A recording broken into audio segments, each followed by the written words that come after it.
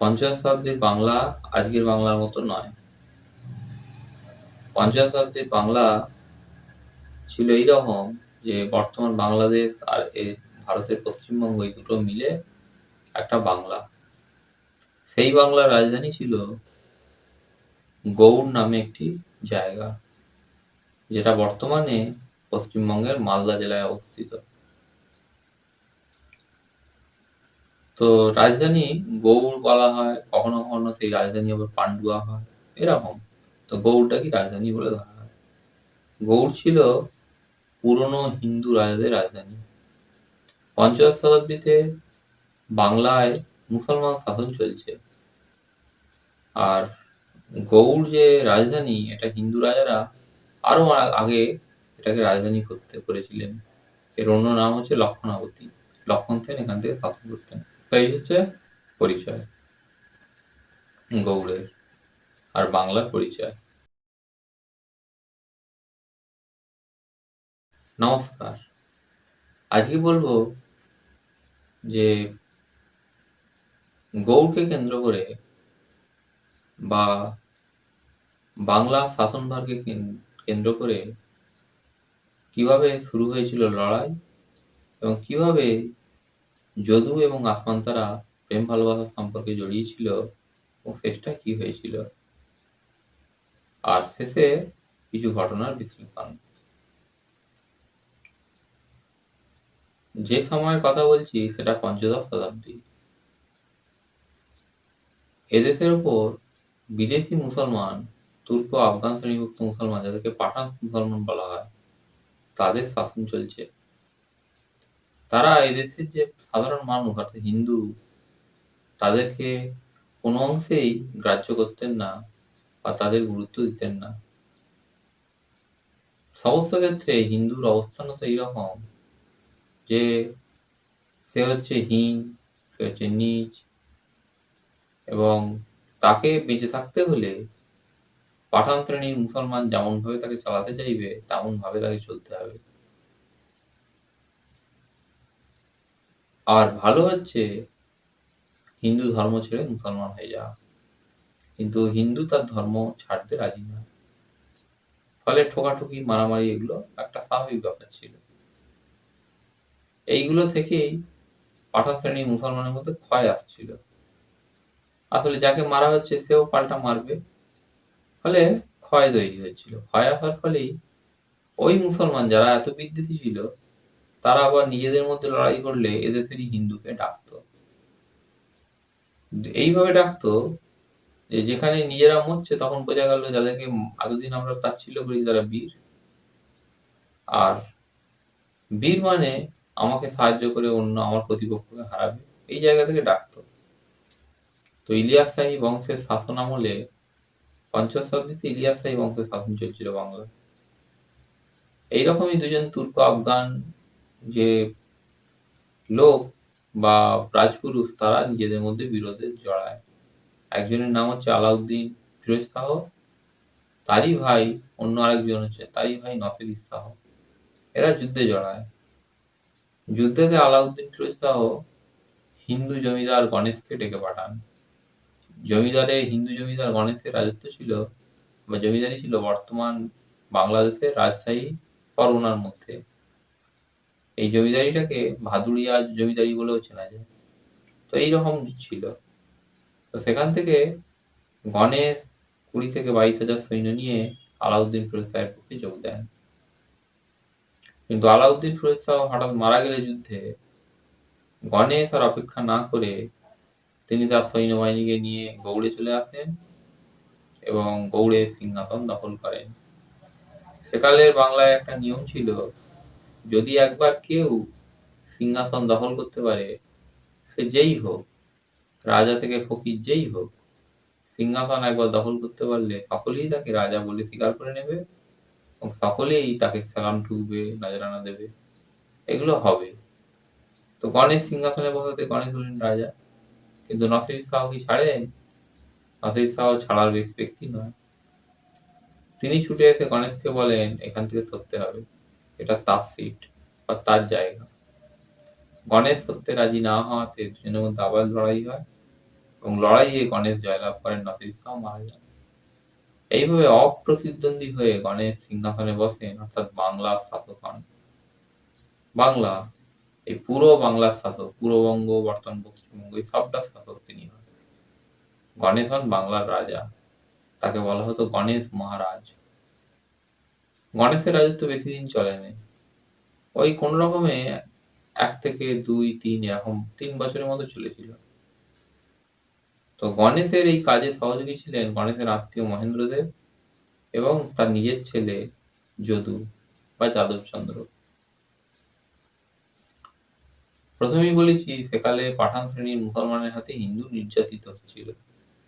হিন্দু সম্পর্কে তাদের অবস্থান ছিল খুব খারাপ।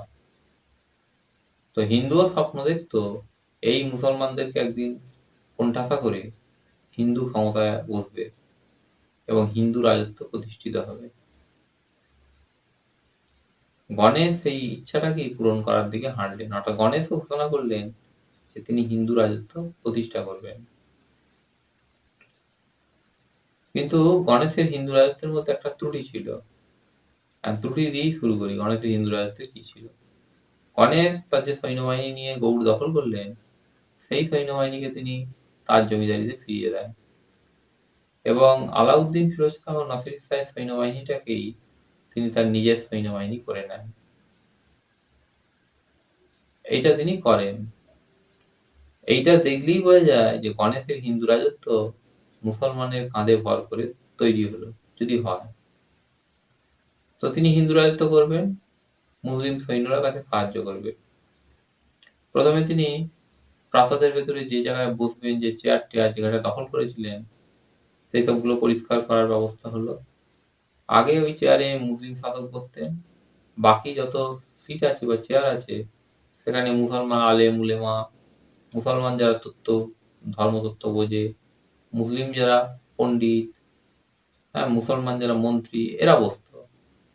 গণেশ সেই সব জায়গাগুলোকে পরিষ্কার করে সেখানে হিন্দু ব্রাহ্মণ, হিন্দু ধর্মের ব্যাখ্যাকারী, হিন্দু যারা চিকিৎসক, হিন্দু অর্থমন্ত্রী, হিন্দু সংস্কৃতি মন্ত্রী, এইরকম বিভিন্ন পদমর্যাদার লোককে তিনি বসান।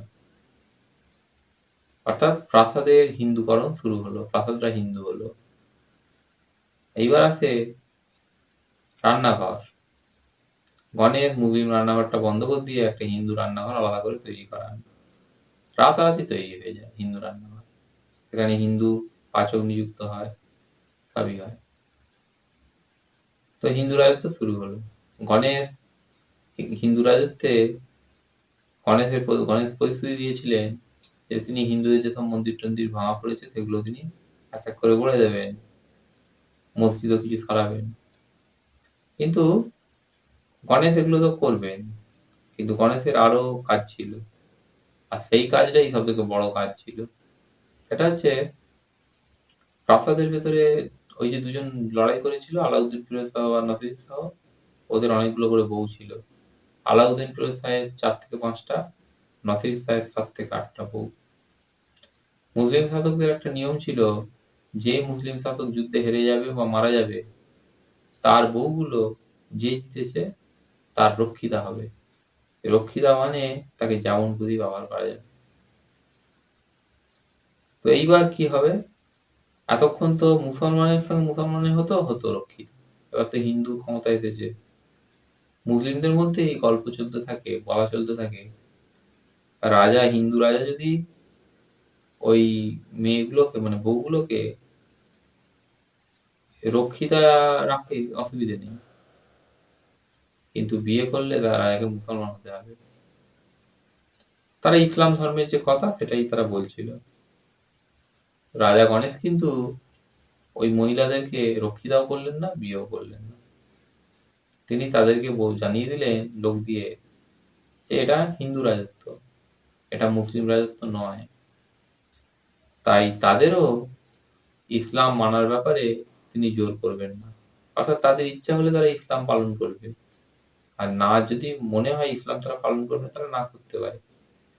তিনি তাদের সঙ্গে কোন রকমের খারাপ আচরণ করবেন না। এই যে মহিলা, এদের সকলেরই ছোটখাটো বাচ্চা টাচ্চা করে সব ছিল, 1-2 বছরের সব বাচ্চা। তো এদের মধ্যে একটা বড় মেয়ে ছিল। ওই ১৩-১৪ বছর বয়স হবে এরকম। তার নাম হচ্ছে আফফান তারা। সে হচ্ছে আলাউদ্দিন ফিরোজ শাহেরই কন্যা বা মেয়ে সম্ভবত। এই মেয়েটির মানে পিতৃ পরিচয় খুব একটা ভালো জানা যায়নি। তো এইটা। তো সকলেই মুসলিম মহিলা যারা তারা আজন্মকাল খারাপ জিনিস জেনে এসেছে যে মুসলিম মেয়েদেরকে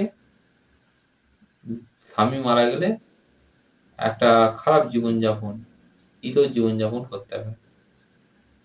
তো সেইখানে থেকে গণেশের এইরকম অবস্থান এটা তাদের সন্দেহের চোখে তারা দেখেছিল।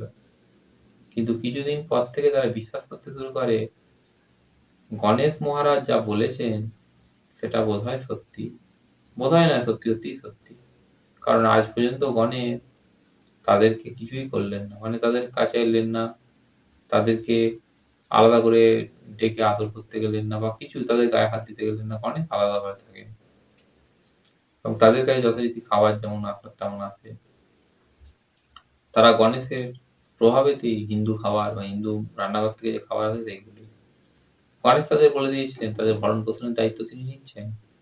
কিন্তু তাদের অসম্মান তিনি করবেন না। এই মহিলারাই গণেশ সম্পর্কে ভালো, ভালো কথা বাইরে ছড়িয়ে দেয় প্রাসাদের বাইরে। অর্থাৎ মুসলিম সৈন্যবাহিনীর মধ্যে গণেশের প্রতি ভালোবাসা তৈরি হয়। এই গণেশ অন্তত মুসলিম শাসকদের মতো নয়। তো গণেশ আগেই বলেছি যে হিন্দুর আকাঙ্ক্ষাকে পূরণ করার জন্য গণেশ যেন ক্ষমতায় বসেছিলেন। তিনি কিছু, কিছু হিন্দু মন্দির গড়ে দিতে শুরু করলেন। যেগুলো আগে ভাঙা হয়েছিল সেইগুলো। তো যত দূর যায়, যেখানে, যেখানে হিন্দু আছে তারা গণেশের নামে জয়ধ্বনি দেওয়া শুরু করলো। মানে ভেতরে, ভেতরে গণেশ সম্পর্কে প্রশংসা চলতে শুরু করলো যে আমাদের রাজা ক্ষমতায় বসেছে। অনেকদিন পরে মুসলিম শাসন গেল। কিন্তু হিন্দুর এই ইচ্ছা, হিন্দুর এই আকাঙ্ক্ষা এগুলো এইরকমই। কেউই জানতো নি গণেশের শেষ পর্যন্ত কি হবে। তো এইরকম এই যে প্রাসাদের ভেতরে যে মহিলারা গণেশকে ভালো ভাবতে শুরু করেছিল, গণেশকে তারা দেবতা, ফেরেশতা এরকম ভাবে ভাবতে শুরু করেছিল। তো গণেশের তো বয়স হয়েছে, গণেশ আর কিছু করবেন না। কিন্তু গণেশের একটা ছেলে আছে, তার নাম হচ্ছে যদু। তারাই এই যে ১৩-১৪ বছরের যে মহিলা যার নাম আফফান তারা, তাকে বলে গণেশ মহারাজের একটি ছেলে আছে যদু, যিনি তোমাকে যত্নে রাখবেন। বাপ যদি এমন ভালো হয়, ছেলেও ভালো হবে। তুমি তাকে ধরার চেষ্টা করো। এই মহিলারা কিন্তু যদুর বউ আছে কিনা, যদু কে, যদু তো খারাপ ছেলেও হতে পারে। এত কিছু ভাবলেন না তারা। তারা যদুর পিছনে আফফান তারাকে ছেড়ে দিলেন বা ধরতে বললেন আফফান তারাকে যদুকে। এখানে বলি গণেশের বউ আছে, তার নাম হচ্ছে ত্রিপুরা সুন্দরী এবং সে হচ্ছে যদুর মা। আর যদুর বউ আছে, যদুর বউয়ের নাম হচ্ছে নবকিশোরী। তারা এই প্রাসাদে যে এত কিছু হচ্ছে এর মধ্যে তারা নেই। কারণ তারা মুসলমানের থেকে দূরে থাকবেন। মুসলিমের ছোঁয়ায় তারা আসতে চান না। তাই তারা দূরে আছে। কিন্তু ঘটনাক্রমের ঘটনাক্রম এগোতে, এগোতেই তাদের আ ব্যাপার আসবে একটু, একটু করে। তো আফগান তারাকে বলা হলো এরকম। আফগান তারাও যদুকে খোঁজার চেষ্টা করলো এবং প্রাসাদের মধ্যে থেকে যদুকে খুঁজে পেল। সেও সত্যি, সত্যি যদুকে আঁকড়ে ধরল। অর্থাৎ যদু ঘুম থেকে উঠলে যাকে প্রথম দেখতে পায় সে হচ্ছে তুর্ক আফগান রূপবতী মহিলা আফগান তারা। যদু জল চাইলে যে জল এগিয়ে দেয় কোনো দাসদাসী নয়, সেও হচ্ছে আফগান তারা। যদু রামায়ণ পাঠ করলে যে পিছন থেকে এসে পিঠে হাত রাখে সেও আফগান তারা। যদুর পায়ে জল ঢালতে হবে, যে জল ঢালে সেও আফগান তারা। যদু স্নান করবেন বা চান করবেন তার গামছা লাগবে, সেই গামছাটা যে বহন করে সেও হচ্ছে আফগান তারা। যদু কাজ থেকে ফিরলে রাজকার্য, রাজার কাজ, বাইরে থেকে ঘোড়া ছুটিয়ে বাইরে যাওয়া, সেখান থেকে কাজ সেরে ফেরা। ফিরে এসে যার মুখোমুখি তিনি প্রথম হতেন সে হচ্ছে ওই ১৩-১৪ বছরের একটা কিশোরী মেয়ে আফগান তারা। এইভাবে যদুর জীবন পথে বিভিন্ন বাঁকেতে আসমান তারা দাঁড়িয়ে থাকতে শুরু করলো। যদু যেন তার বউ নবকিশোরীকে আস্তে আস্তে ভুলতে শুরু করলো, আসমান তারাই নবকিশোরীর জায়গা নিতে শুরু করলো। এরমভাবে চলতে চলতে একদিন আসমান তারা গর্ভবতী হলো। তো এইটা হলো। ওদিকে যদুর বাবা গণেশ, গণেশ এখানে এই যে প্রথমে একটা কাজ করেছিলেন যে তিনি নিজের বাহিনীটাকে ফেরত পাঠিয়ে মুসলিম বাহিনীকে নিয়ে হিন্দু রাজত্ব করছিলেন। আর তিনি প্রাসাদের মহিলাদেরকে সম্মান দিলেন, কিন্তু নিজের ছেলের বেলা সাবধানতা অবলম্বন করলেন না। তাদেরকে তিনি বললেন না যে এরা হচ্ছে আলাদা জাতি, আলাদা সম্প্রদায়, এর সঙ্গে সম্পর্কে গেলে বিপদ হতে পারে। তিনি বলেননি। তিনি যদুর এই মেলামেশা, আসমান তারার সঙ্গে মেলামেশা, এগুলোকে তিনি দেখেও চুপ করেছিলেন। অন্যদিকে তিনি হিন্দু রাজত্ব যেভাবে হয় সেইভাবে তিনি এই মন্দির করে দেয়া, হিন্দু ছেলেপুলের চাকরি বাকরির ব্যবস্থা করা, এগুলো তিনি করছিলেন। তো গণেশের এই যে কাজকর্ম, গণেশ মহারাজের, সেটা কিন্তু মুসলমানদের এক শ্রেণী মুসলিমের কাছে পছন্দের ছিল না। তারা গণেশের বিরুদ্ধে ষড়যন্ত্র করতে শুরু করে, গণেশকে সরিয়ে কোনো মুসলমানকে ক্ষমতায় বসানো হয়। এদের নেতার নাম হচ্ছে নূর কুতুব আলম। নূর কুতুব আলম গণেশ সম্পর্কে মিথ্যে মিথ্যে বিভিন্ন চিঠি বিভিন্ন যে শাসক আছে, মুসলিম শাসক, তাদের কাছে পাঠাতে থাকেন, যাতে তারা এই ছুটে এসে গণেশকে উৎখাত করে বা গণেশকে হত্যা করে। সেই চিঠিটা হচ্ছে এইরকম যে বাংলায় গণেশ নামে এক রাজা শাসক হয়েছেন, যিনি অহরহ মুসলমানদেরকে অপমান করেন, মুসলিম মেয়েদেরকে পর্দা করতে দেন না, এবং ভাঙা হিন্দু মন্দির গড়ে দিচ্ছেন। ইসলাম সব দিক থেকে তার শাসনে ইসলাম ধ্বংসপ্রাপ্ত হচ্ছে। অর্থাৎ গণেশের শাসনে ইসলাম ধ্বংসপ্রাপ্ত হচ্ছে, গণেশ ইসলামের দুশ্মন বা শত্রু। এইরকম একটা চিঠি তিনি সব জায়গায় পাঠাতে শুরু করেন। তার এই চিঠি একজনের কাছে গ্রহণযোগ্য হয়, তার নাম হচ্ছে ইব্রাহিম সার্কি। তিনি উত্তরপ্রদেশের জৌনপুরের শাসক ছিলেন। তিনি তার দলবল বা সৈন্যবাহিনী নিয়ে গণেশকে উচ্ছেদ করতে তেড়ে আসেন। এখন এই যে চিঠি নূর কুতুব আলম পাঠালেন, এইটা হচ্ছে একটা ভুয়ো চিঠি বা একটা মিথ্যে চিঠি। গণেশ কখনো বলেননি যে মুসলমান ইসলাম পালন করতে পারবে না। গণেশ ইসলাম পালনে কাউকে বাধা দেননি। গণেশ প্রাসাদের মহিলাদেরকে বলেছিলেন যে এটা হিন্দু রাজত্ব, ইসলাম তারা চাইলে পালন করবে, না চাইলে না পালন করবে, তিনি তাদের উপর কোনো জোর করবেন না। কিন্তু সেটাকে নূর কুতুব আলম বিকৃতভাবে লেখেন যে গণেশ পর্দা করতে নাকি দিচ্ছেন না। এরপরে হলো যে হিন্দু মন্দির গণেশ গড়ে দিচ্ছেন, ভাঙা হিন্দু মন্দির গড়ে দিচ্ছেন। ভাঙা হিন্দু মন্দির গড়ার সঙ্গে ইসলামের কি সম্পর্ক?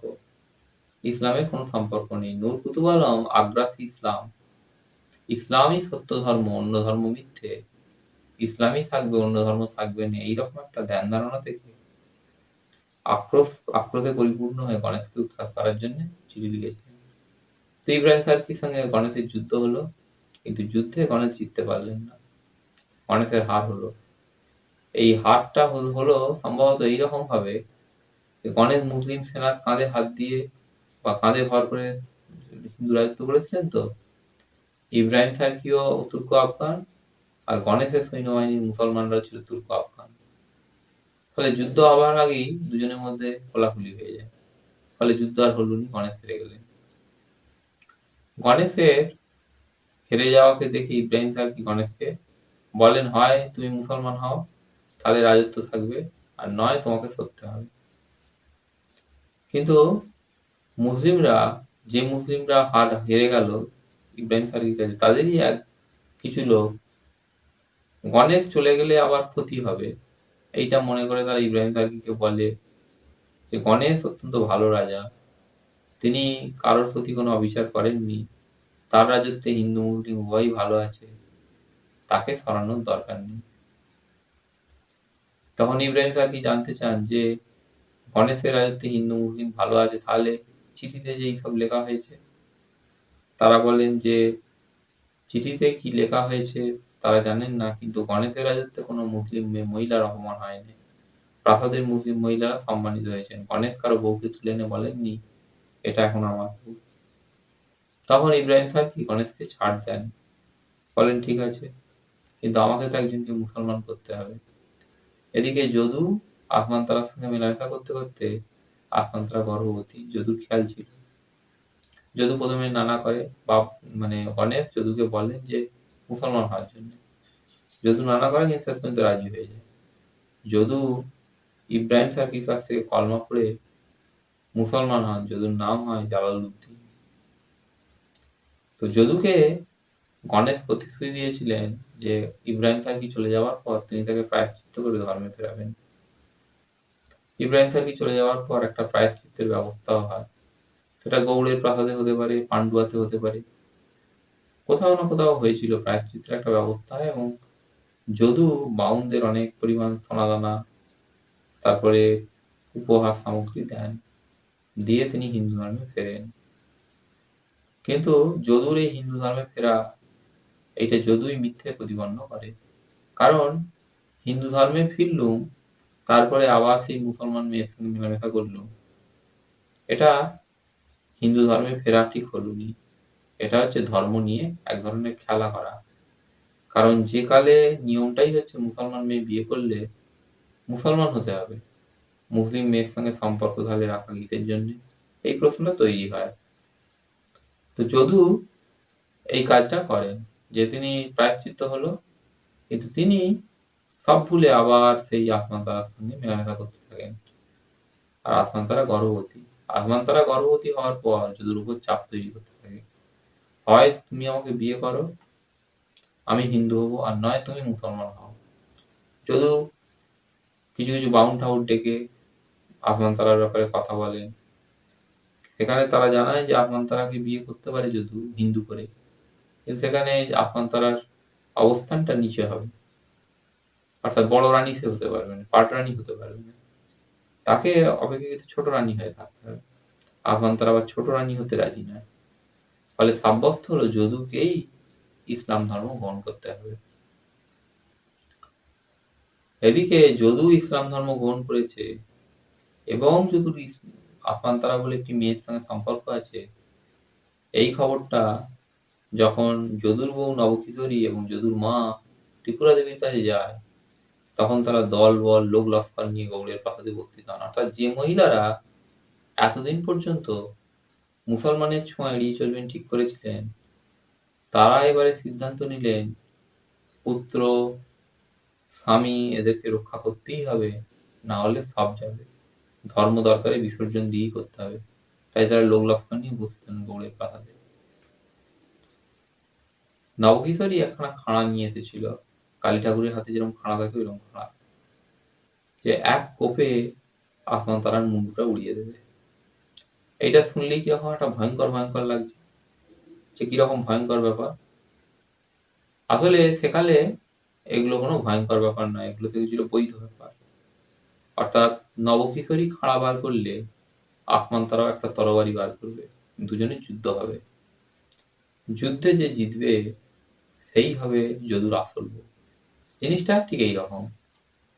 কিন্তু নবকিশোরী আসছে জানতে পেরে যদু আসমান তারাকে লুকিয়ে রাখে, অর্থাৎ নবকিশোরী আসমান তারাকে খুঁজে পায়নি। আসমান তারাকে খুঁজে না পেয়ে নবকিশোরী যদুর মুখোমুখি হয়, যদুর কাছে জানতে চায় যে আসমান তারা বলে, মানে যদুর কাছে জানতে চায় কোনো মুসলিম মেয়ের সাথে সম্পর্ক আছে কিনা তার। যদু জানায়, যদু বলে হ্যাঁ আছে। তখন নবকিশোরী সোজাসুজি বলে যে মুসলিম মেয়েটা তোমায় ছাড় দেওয়া হবে। যদু চুপ করে থাকে।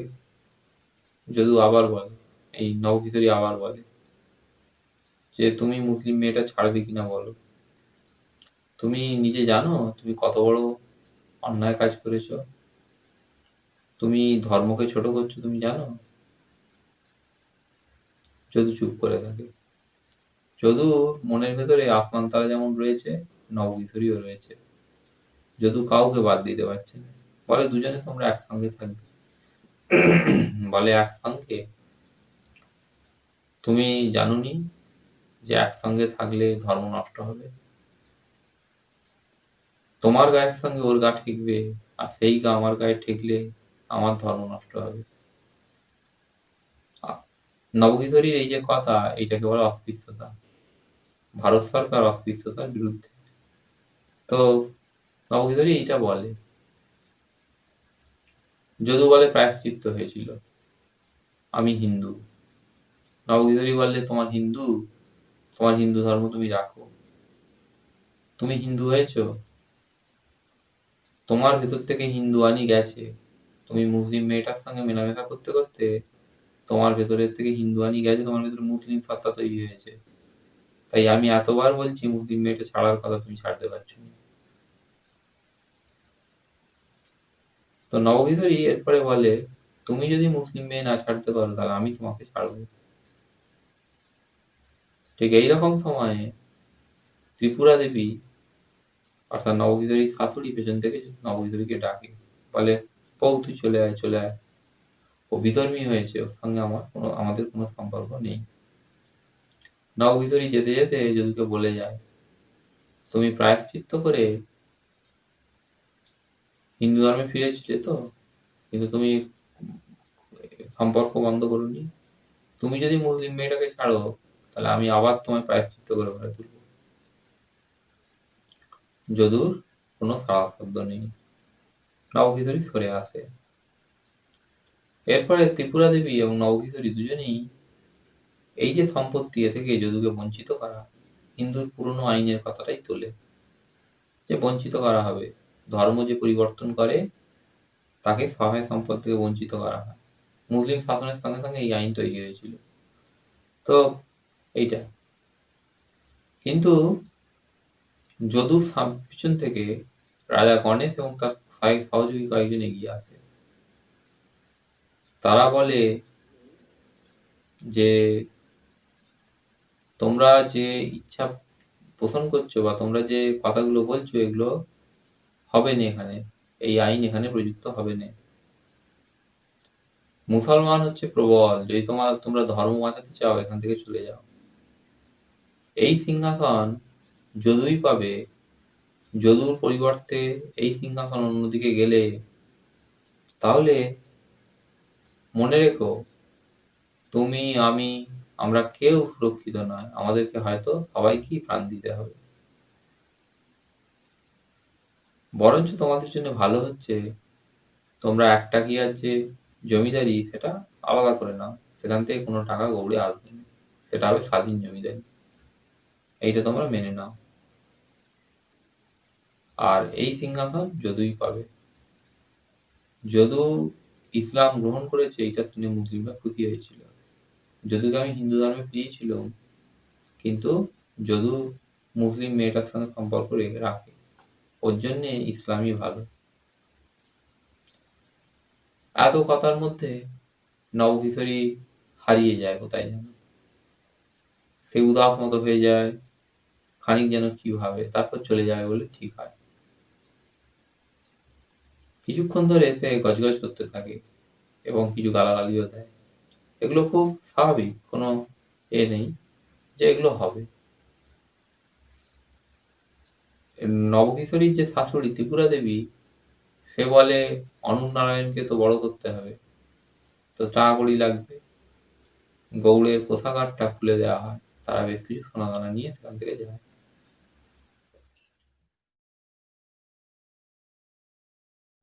চলে যাবার পর নবকিশোরী এবং তার শাশুড়ি চলে যাবার পর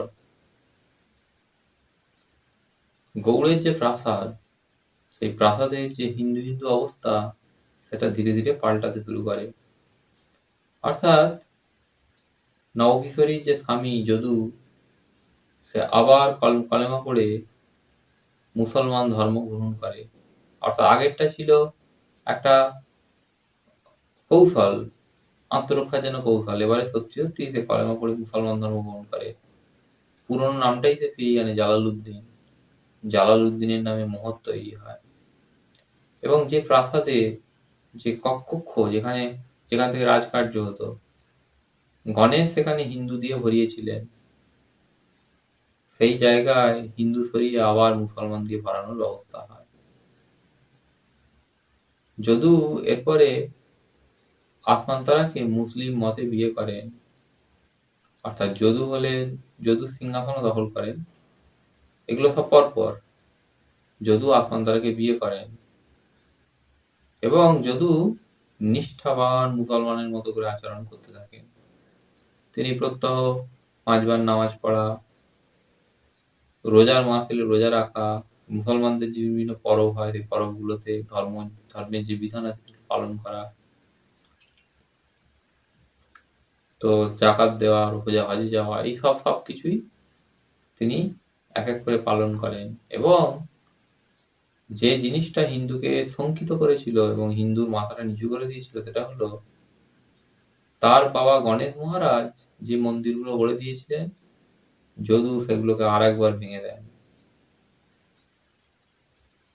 ভেঙে দেন এই মনে করে, এই বিশ্বাস থেকে যে তিনি যদি এইটা করেন তাহলে আগ্রাসী ইসলাম সেইটা তাকে প্রকৃত মুসলমান বলে স্বীকৃতি দেবে, তাই তিনি এটা করেন। এবং নবকিশোরী তাকে ছেড়ে চলে যাওয়ার জন্যে তিনি বাউনদেরকে দায়ী করেন, বাউনদের ওপরও কিছু অত্যাচার করেন। এইভাবে ধর্ম প্রচারের কাজেও তিনি হাত লাগিয়েছিলেন। যারা তার বাবাকে ক্ষমতাচ্যুত করতে চেয়েছিল তাদেরকেই তিনি ব্যবহার করেছিলেন যে জাত ধর্মের নামে হিন্দুকে প্রসারিত করতে। অর্থাৎ যেখানে অভাবী মানুষ থাকে, গরিব মানুষ থাকে, সেইখানে ভয় দেখিয়ে হোক, লোভ দেখিয়ে হোক কিছু হিন্দুকে ভাড়া করে চাল ডাল বিলি করা হয়।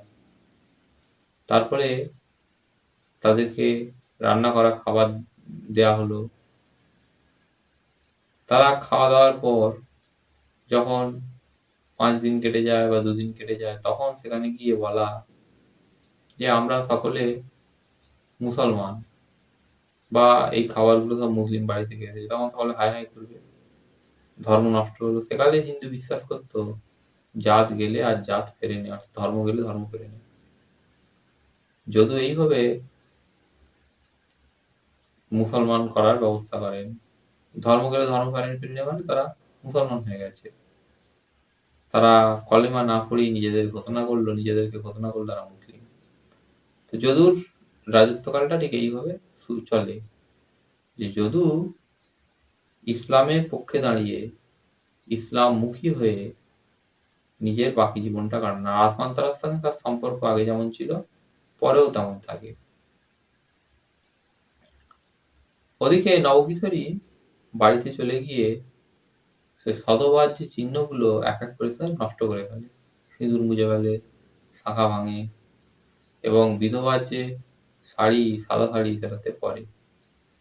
সেকালে বিধবা সাদা শাড়ি পরত। আজ থেকে 40 বছর আগেও বিধবারা সাদা শাড়ি পরত, এখনো কেউ কেউ পরে। বিধবাকে চেনার জন্য সাদা শাড়ি ছিল যথেষ্ট, সাদা শাড়ি।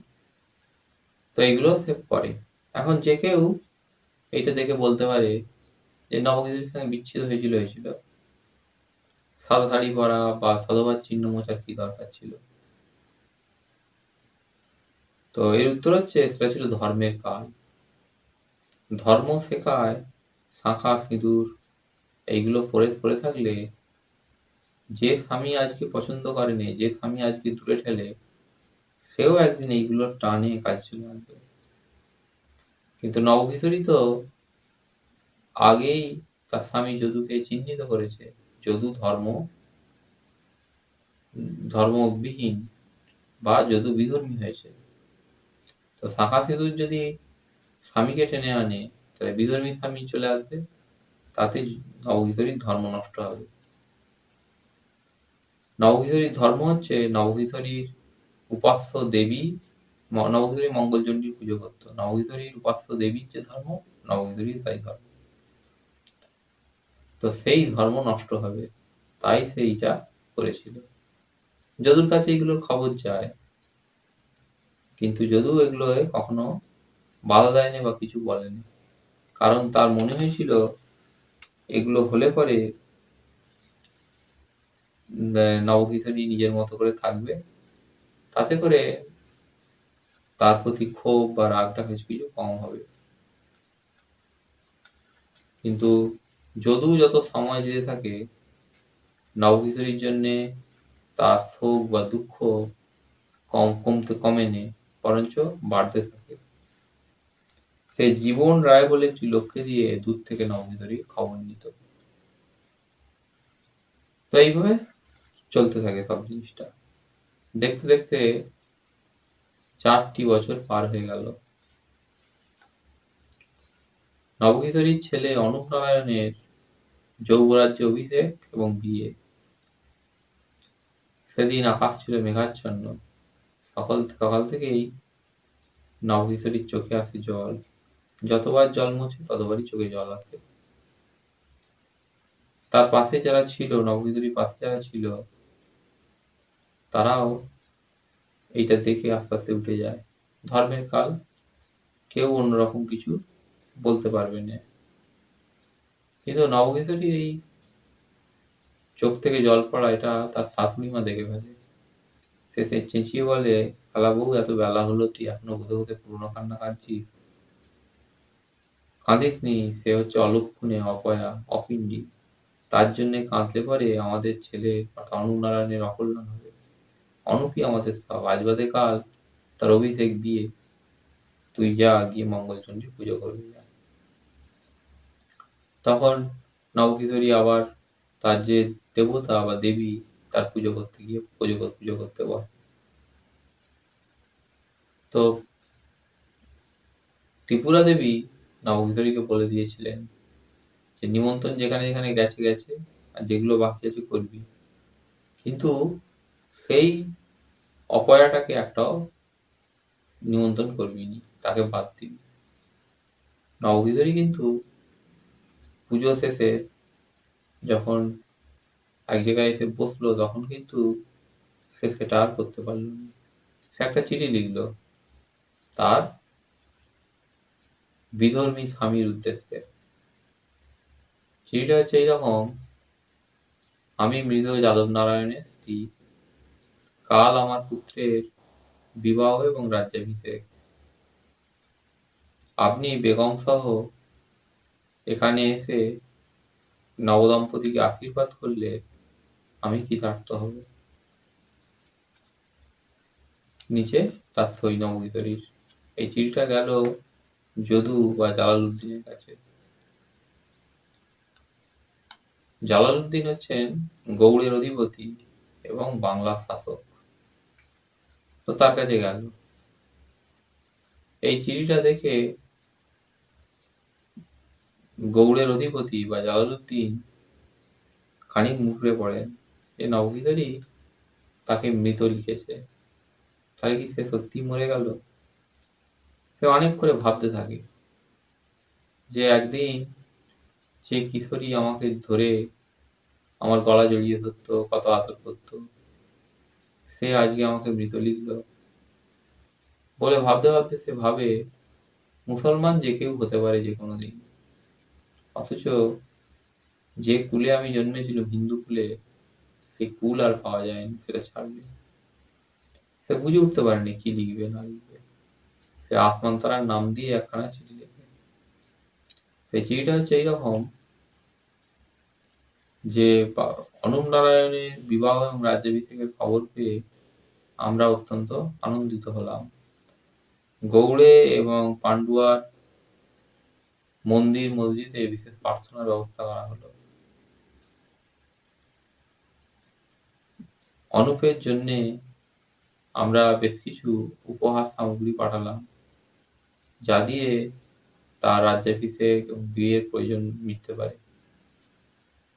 এর সঙ্গে রইল আমাদের আশীর্বাদ। লজ্জাপ্রযুক্ত কারণে আমরা যেতে পারলাম না। এইরকম একটা চিঠি। চিঠির নিচে আসমান তারার সই। নবকিশোরীর হাতে যখন এই চিঠিটা এসে পৌঁছলো, তখন নবকিশোরী বুঝতে পারেন যে এই যে চিঠি, এটা আসমান তারার লেখা নয়, সে যদুর হাতের লেখা চিনত। এটা তার স্বামী যদুরই হাতের লেখা। তার চোখ দিয়ে জল পড়তে থাকে এবং সে কাঁদতে কাঁদতে বলে, 26টা বছর আমি স্বামীর সঙ্গে কাটালুম, সেই স্বামী আমায় কোনোদিন কষ্ট দেয়নি। আজ কি হলো, আমাকে ছেড়ে চলে গেল। তো দেখতে দেখতে বিয়ে হলো, বিয়ের দিন এলো, অভিষেক হলো, সবই হলো। প্রচুর লোক এলো, প্রচুর লোক গেল, খেলো, কাঙালি ভোজন হলো, প্রজাদের 1 বছরের খাজনামুখো হলো। নবকিশোরী এই দিনটাতে একবার করে নিচের দিকে মাটির দিকে তাকায় আর ওপর দিকে তাকায়, যেন সে কাকে খুঁজছিল। সে যদুকেই খুঁজছিল। তার বিধর্মী স্বামীকেই খুঁজছিল। সেই বিধর্মী স্বামীকে, যে স্বামী ধর্ম পরিবর্তন করেনি। এইরকম তো নবদম্পতি কে নগরময় ঘোরানো হলো হাতির পিঠে। ত্রিপুরা দেবী তাদেরকে নিয়ে সিংহাসনে বসলেন। এসবগুলো সবই হলো। কিন্তু এই নবকিশোরী যাকে খুঁজছিল তাকে সে দেখতে পেল না। সেটা হওয়ার কথাই নয়, কারণ যদু আসেনে ধর্ম নষ্ট হবে নবকিশোরী, এইরকম একটা ভেবে যদু আসেন।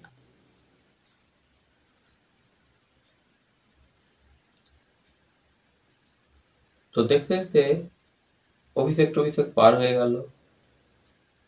নবকিশোরী আর একটা চিঠি লিখল।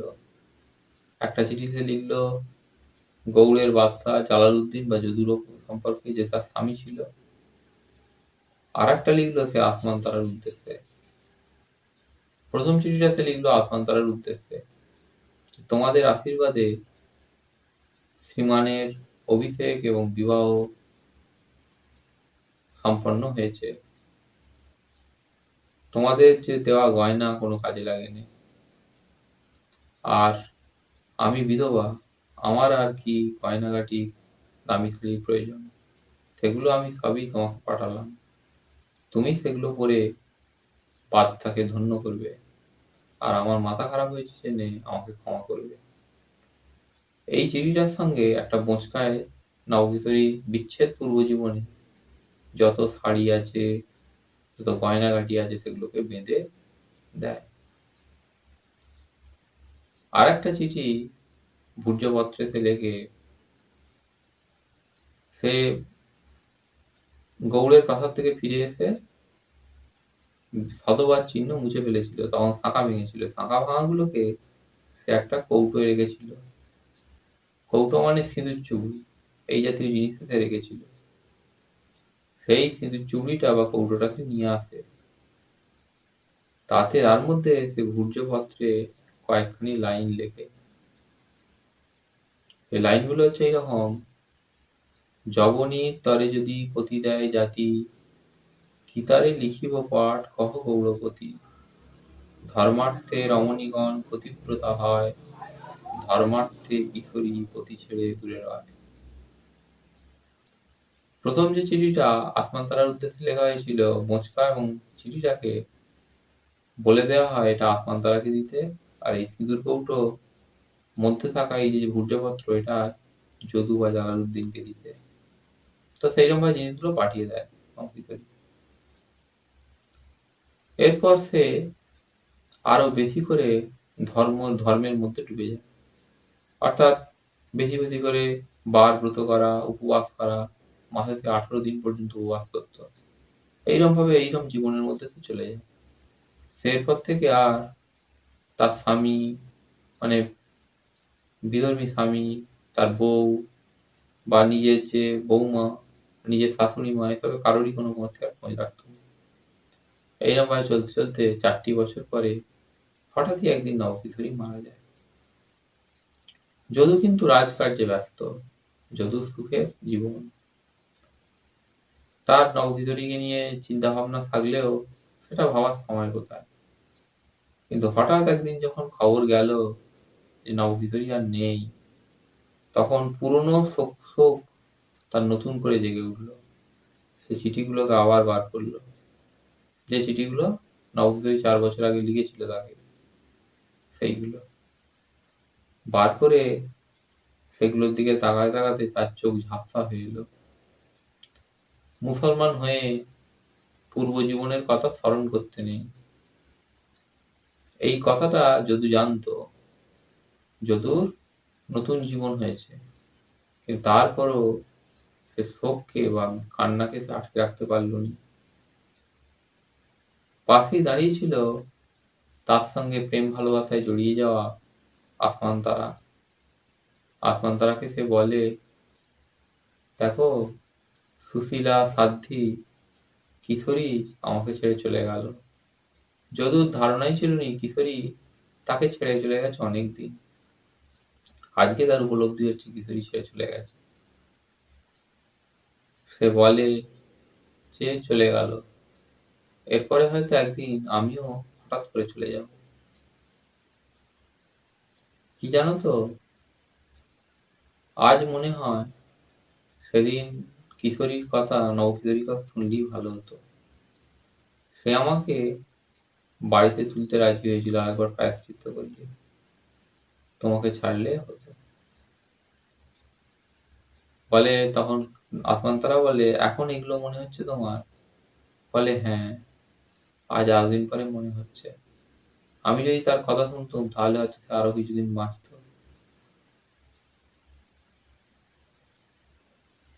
তুমিও তোমার মতো করে বিয়ে করে নিতে, আমিও আমার মতো হয়ে যেতাম।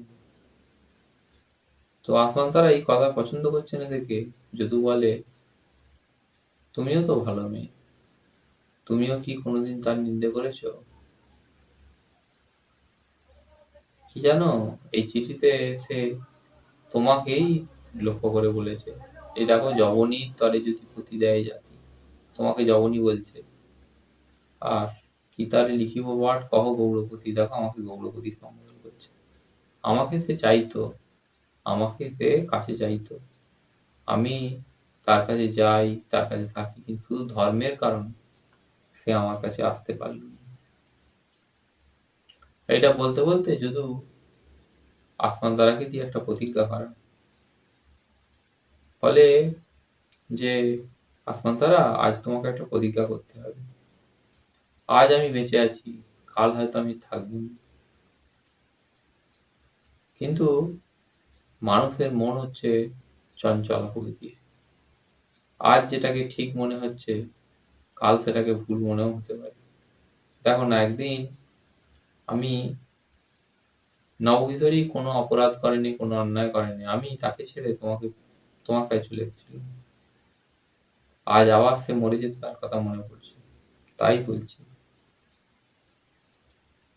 তোমাকে একটা প্রতিজ্ঞা করতে হবে। প্রতিজ্ঞাটা হচ্ছে, এখন তারা জানতে চায় কি, বলে তুমি অত্যন্ত খারাপ সময়তেও অনুপ নারায়ণের কোনো ক্ষতি করবে না। তখন আসমান তারা জিজ্ঞাসা করে, কেন তুমি এ কথা বলছো? তখন যদু বলে, কি জানো, আজকে আমি বেঁচে আছি, তোমার মধ্যে সেই জিনিস তৈরি হয়নি। যেদিন আমি মরে যাবো সেদিন তোমার মনে হতে পারেনি যে একটা জমিদারি, সেটা আমাকে কেন কর দেবে নে, আমার কথা কেন শুনবে নে। বিশেষত তার মা, অনুপ নারায়ণের মা তোমার সঙ্গে শত্রুতা করেছিল, একদিন খাড়া হাতে তোমাকে কাটতে এসেছিল। আমি বলি যে তুমি সেটা স্মরণ করেও অনুপ নারায়ণের কোনো ক্ষতি করবে না। অনুপ নারায়ণ তোমারও ছেলে হয়। আসমান তারা সবটা শুনে বলে যে না, আমি কোনো ক্ষতি করবো না।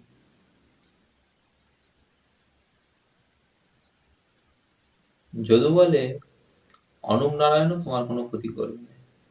বলে তুমি কি করে জানলে? বলে ওর মায়ের শিক্ষা ছিল, ওর মায়ের শিক্ষা ছিল। তো এই জিনিসটা হয়। এরপরে দুজনে কিছু পুলিশ অফিসারকে, মানে পুলিশ মানে সেকালের যে মুসলিম অফিসার যারা হয়, তাদেরকে দিয়ে প্রতিজ্ঞা করায় যে অনুপ নারায়ণের যাতে ক্ষতি না হয়। যদু এবং নবকিশোরীর ছেলের নাম হচ্ছে অনুপ নারায়ণ। অনুপ নারায়ণের যাতে ক্ষতি না হয়। প্রতিজ্ঞা এসব প্রতিজ্ঞা খুব একটা মূল্য নেই, এসব প্রতিজ্ঞা মূল্যহীন। ক্ষমতা এমন জিনিস যে ক্ষমতার লোভে মানুষ অনেক কিছু করে। তো এইটা হয়। এইরকম ভাবে চলে আরো 2 বছর পরে যদু বা জালালউদ্দিন মারা যায়। জালালউদ্দিন মারা যেতে জালালউদ্দিন এবং আসমান তারার ছেলে আহমদ শাহ সিংহাসনে বসেন। আহমদ শাহ 7 বছর রাজত্ব করার পর আহমদ শাহ মারা গেলে আসমান তারার জায়গা হয় অনুপ নারায়ণের বাড়িতে। এখন যদুর মৃত্যুর পর আহমদ শাহ সিংহাসনে বসেন। তো যদু মারা যেতে শ্রাদ্ধের ব্যাপার একটা আছে। আহমদ শাহ তার মতো করে মুসলিম মতে শ্রাদ্ধ করলো, কিন্তু অনুপ নারায়ণ কিভাবে শ্রাদ্ধ করবে?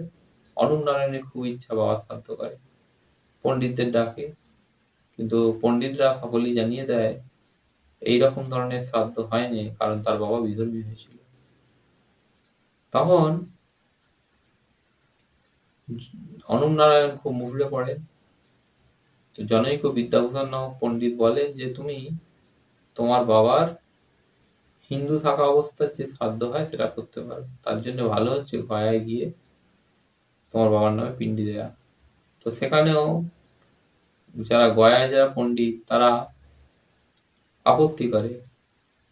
তারাও জানতে পারে যে যে ব্যক্তি শ্রাদ্ধের ব্যাপার আসছে সে বিধর্মী হয়েছিল, কিন্তু শেষ পর্যন্ত বিদ্যাভূষণের পরামর্শে, এই যে পণ্ডিতের পরামর্শে এবং কিছু অর্থপ্রাপ্তির মানে অর্থলোভে বা অর্থপ্রাপ্তি হওয়ার পরে তারা এইটা করতে রাজি হয়, অর্থাৎ শ্রাদ্ধ করতে রাজি হয়। এইভাবে শ্রাদ্ধ করে ফেরার পথে পাটনার কাছে অনুপ নারায়ণের সঙ্গে আহমদ শাহের দেখা হয়। দুজন দুজনকে চিনতুনি, কিন্তু দুটো নৌকোতেই লোক ছিল যারা একে অপরকে চিনিয়ে দেয়। আহমদ শাহ তার নৌকোটা নিয়ে আসে অনুপ নারায়ণের নৌকোর কাছে এবং নিজে তার নৌকো থেকে লাফ দিয়ে ওঠে অনুপ নারায়ণের নৌকোতে। লোকে দেখে চমৎকৃত হয়। আহমদ শাহ অনুপ নারায়ণের পা ছুঁয়ে প্রণাম করে, অর্থাৎ প্রণাম করলো। এরপরে আহমদ শাহ অনুপ নারায়ণকে বলে সাম্রাজ্য নিতে, মানে বাংলার যে রাজত্ব সেটা সে অনুপ নারায়ণকে নিতে বলে সে যেহেতু বড়। কিন্তু অনুপ নারায়ণ বিনয়ের সঙ্গে বলে বাবা তোমাকে যেটা দিয়ে গেছে তুমি সেটা রাখো, আমার পক্ষে জমিদারি ভালো।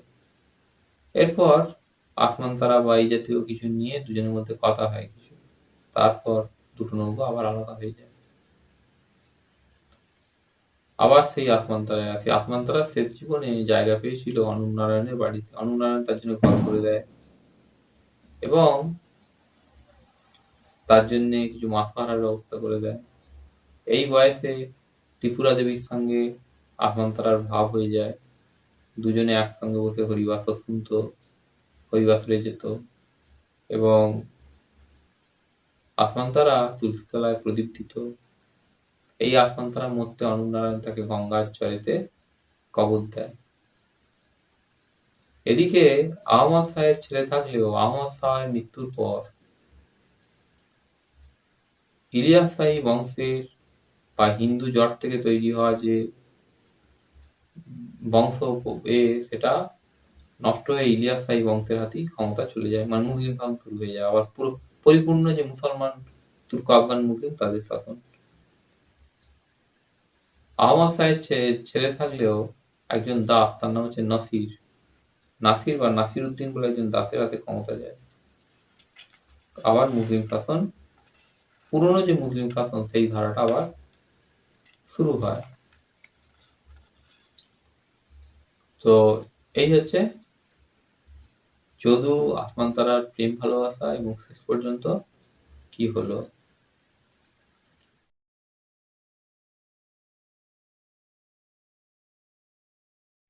এইবার আসি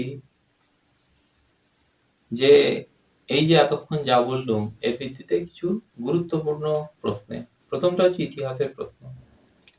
গণেশ প্রতিষ্ঠিত রাজবংশ বা রাজত্ব কি হিন্দু রাজত্ব ছিল? উত্তর হচ্ছে হ্যাঁ, গণেশ প্রতিষ্ঠিত রাজত্ব হিন্দু রাজত্ব ছিল। গণেশ হিন্দুর আশা-আকাঙ্ক্ষাগুলোকে বাস্তবায়িত করার দিকে মন দিয়েছিলেন। সেকালের হিন্দু ধর্মের ভেতরে থাকে, ধর্মের ভেতরে ছিল, তাই তার জন্য মন্দির, ভাঙা মন্দির গড়ে দেয়া, যেখানে আপত্তি আছে সেখানে মসজিদটা সরানোর ব্যবস্থা করা, এইগুলো করা। হিন্দুরা চাকরি চায়, সেকালে যেমনভাবে হয়, তিনি তাদের সেই চাকরি বাকরির কিছু ব্যবস্থা করেছিলেন।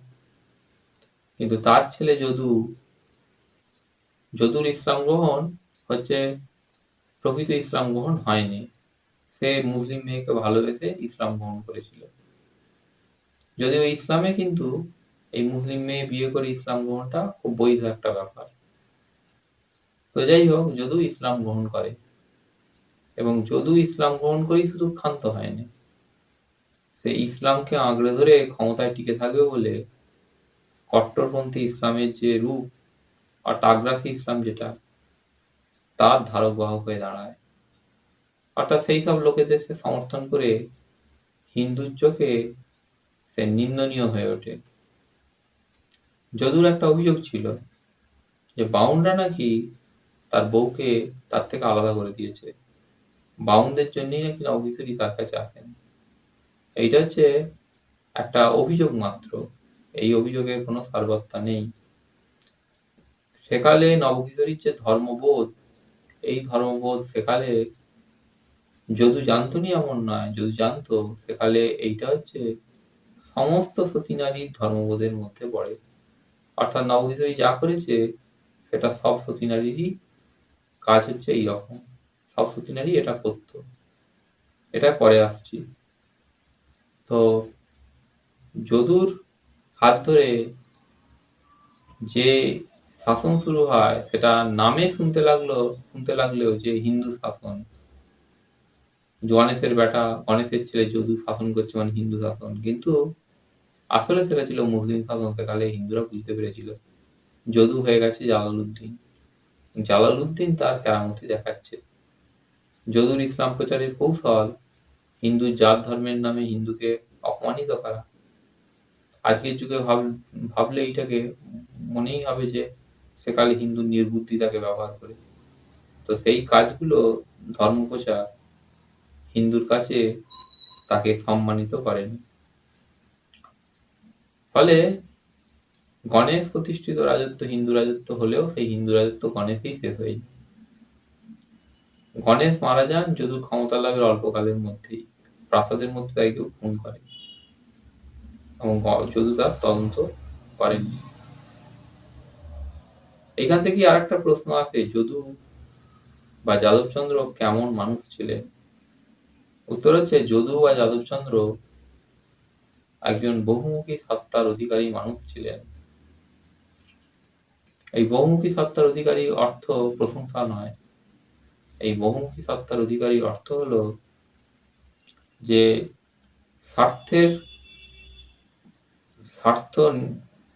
নিজের স্বার্থে অবস্থা পরিস্থিতিকে ব্যবহার করা বা স্বার্থপর টাইপের মানুষ হওয়াকে বলে বহুমুখী সত্তার অধিকারী হওয়া। অর্থাৎ নিজের ভালো বুঝছি আমি, অন্যের ভালো নয়। যদিও এইরকম ভাবে কাজ করতেন। যদু আসমান তারাকে বিয়ে করেছিলেন, তিনি নবকিশোরীকে আড়াল করে, অর্থাৎ নবকিশোরীকে জানতেই দেননি তার সঙ্গে আসমান তারার সম্পর্ক চলছে। এইটাকে বলে কপট আচরণ। যদু ইসলাম প্রচার করলেন হিন্দুদের মধ্যে কৌশল অবলম্বন করে, কিন্তু একই সময়ে তিনি তার ছেলে অনুপ নারায়ণের কাছে গিয়ে বললেন না যে তোমাকে খোকা ইসলাম গ্রহণ করতে হবে। সেখানে তিনি তার স্ত্রী আসমান তারার কাছে আশ্বাস চাইছেন যে তার যেন কোনো ক্ষতি না হয়। এই অবস্থানগুলো হচ্ছে সবকটাই দ্বৈত সত্তার কথা বলা বা দ্বিচারিতার কথা বলা অবস্থান। এই অবস্থানকে কোনো কালেই কোনো মানুষ সমর্থন করেনি, বা বেশিরভাগ মানুষ এই অবস্থানকে নিন্দে করে বা এই অবস্থানকে অপছন্দ করে। এই অবস্থানকেই বলে কপট আচরণ। এইবার আসি নবকিশোরীর ব্যাপারে, সামাজিক কিছু প্রশ্নে। আগেরটাও সামাজিক ব্যাপার ছিল, আবার এটাও সামাজিক। যে নবকিশোরী তার স্বামীকে ছেড়ে এসেছিল, এই বলে এসেছিল যে স্বামী ধর্ম হারিয়েছে বা স্বামী বিধর্মী হয়েছে। তাই এখন এই অবস্থায় নবকিশোরী যখন চলে আসছে, তখন যদি যদি জোর করতো নবকিশোরীর ওপর, যৌথ রাজা জোর করতেই পারে, জোর যদি করতো তাহলে কি হতো? উত্তর হচ্ছে, সেক্ষেত্রে নবকিশোরীকে সে পেত, কিন্তু তার ফল ভালো হতো নি, অর্থাৎ নবকিশোরী যদুকে হত্যা করতে পারত এবং অভিশাপ দিত। এটা হতো। এর পরের প্রশ্নটা তৈরি হয় আর একটা, এটাও চালাকির প্রশ্ন বা এটাও আধুনিক কালের একটা ব্যাপার, যে যদি এরকম হতো, নবকিশোরী বায়না করছে যদুকে মুসলিম মেয়ে ছাড়তে হবে, প্রায়শ্চিত্ত করে ঘরে তুলবে।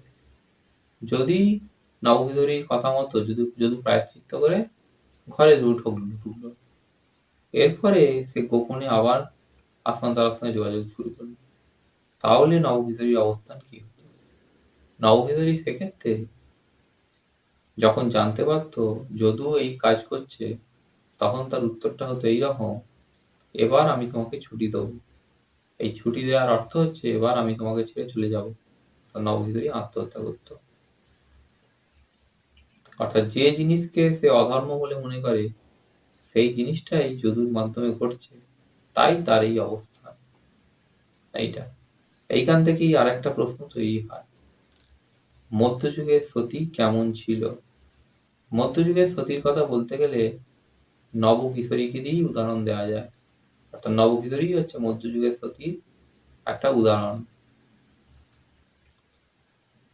মধ্যযুগের সতী চিরকালীন যে সতীর ধারণা, অর্থাৎ স্বামীকে সম্মান করতে হবে, স্বামীকে ভালোবাসতে হবে, স্বামী যেটা নিষেধ করে সেটা করা যাবে না, মনের মধ্যে স্বামী ভিন্ন অন্য কাউকে জায়গা দেওয়া যাবে না,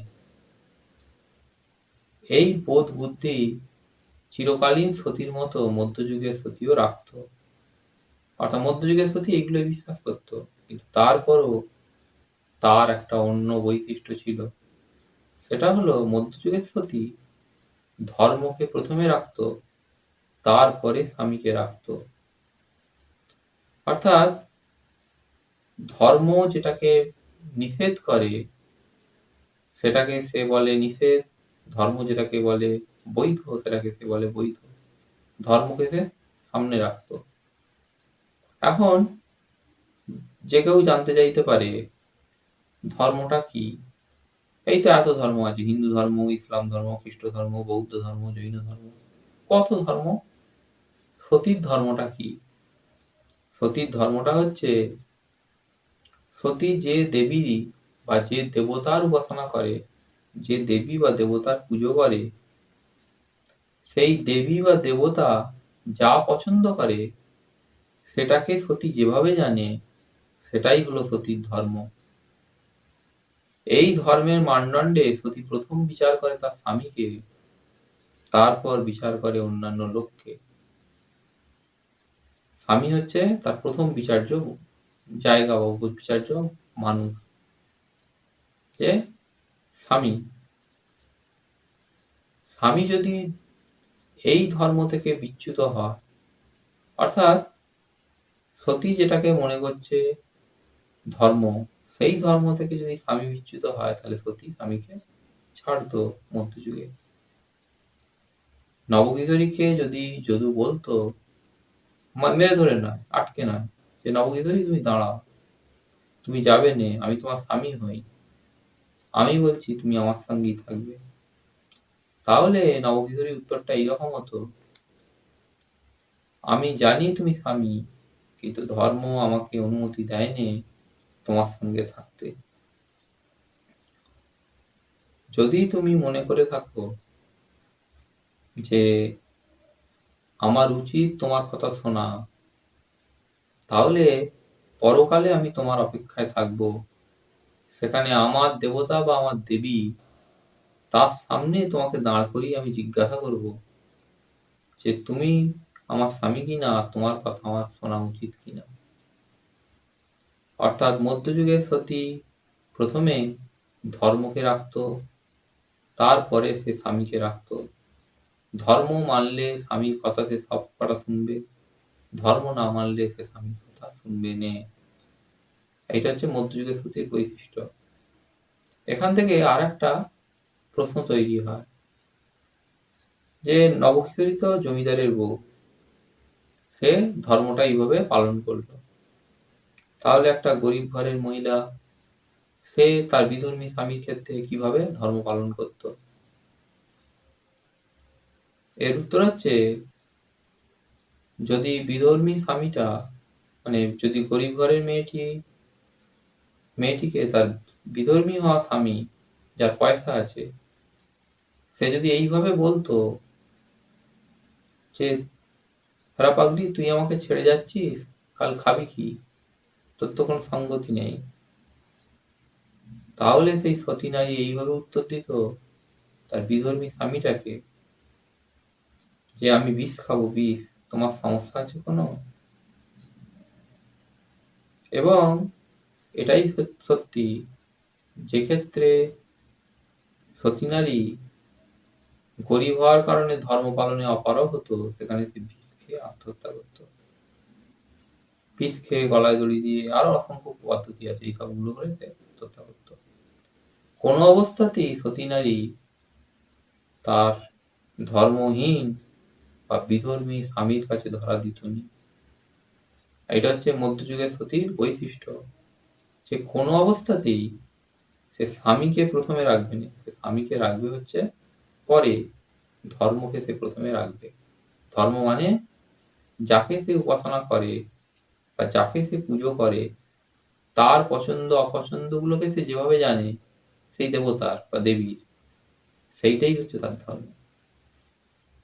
এটা হচ্ছে মধ্যযুগের সতীর বৈশিষ্ট্য। এইখান থেকেই আসে আসমান তারা এবং নবকিশোরী দুজনকে বিচার করে। আসমান তারা তাহলে কি? আসমান তারা সতী, কিন্তু আসমান তারা ধর্মের দিকটা কম। আসমান তারা স্বামীর দিকটা বেশি। আসমান তারা স্বামীকে বড় করে দেখে, স্বামী প্রথমে ধর্ম করে। কিন্তু মধ্যযুগের বেশিরভাগ সতী, বেশিরভাগ মানে সব সতী, ধর্মকে প্রথমে রাখতো, তারপরে রাখতো স্বামী। এরপরে ৩ নম্বর সামাজিক একটা প্রশ্ন আসে, এই যে গল্পটা বললুম তার মধ্যে থেকেই তৈরি হয়। সেটা হচ্ছে যে আসমান তারা শেষকালে, অর্থাৎ তার ছেলে রাজত্ব শেষ হলো, তার ছেলে মারা গেল আহমদ শাহ, সে এসে উঠলো অনুপ নারায়ণের বাড়িতে। সেখানে সে তুলসী তলায় প্রদীপ দিল, এটা সেটা অনেক কিছুই করলো, হরিবাসরে যেত, সবই হলো। আর যে মহিলা ত্রিপুরা দেবী তার বৌমাকে অর্থাৎ নবকিশোরীকে সরিয়ে এনেছিল তার স্বামীর কাছ থেকে, যে বিধর্মী হয়েছে, তুই চলে চল এখান থেকে, সে কি করে আসমান তারাকে তার বাড়িতে বা তার এতে আশ্রয় দিল এবং তার সঙ্গে গল্প করলো? এর উত্তর হচ্ছে যে ত্রিপুরা দেবীর বয়স হয়েছিল এবং ত্রিপুরা দেবীকে অনুপ নারায়ণ বুঝিয়েছিল, অনুপ নারায়ণ হচ্ছে তার নাতি, বুঝিয়েছিল। ওদিকে আসমান তারার যে অবস্থান তার সমাজে, সেটা খুব একটা গ্রাহ্য অবস্থান ছিল না। অর্থাৎ আসমান তারাও ভালো মুসলিম মহিলা এই বলে খ্যাতি লাভ করেনি। যদু সম্পর্কে একটি কথা জানা যায়, সেটা হচ্ছে যদু মুসলমান খাবার গ্রহণ করতনি। যদু 40-এর পর গিয়ে ইসলাম গ্রহণ করেছিল, এত বয়সে গিয়ে ইসলামিক খাবার গ্রহণ করাটা বেশ কষ্টকর হয়ে দাঁড়ায়। তাহলে যদু খেতুনি, তার মানে যদুর বউ খেতুনি। সেই হিসাবে মুসলিম সমাজে আসমান তারার অবস্থান খুব গ্রাহ্য অবস্থান ছিল না।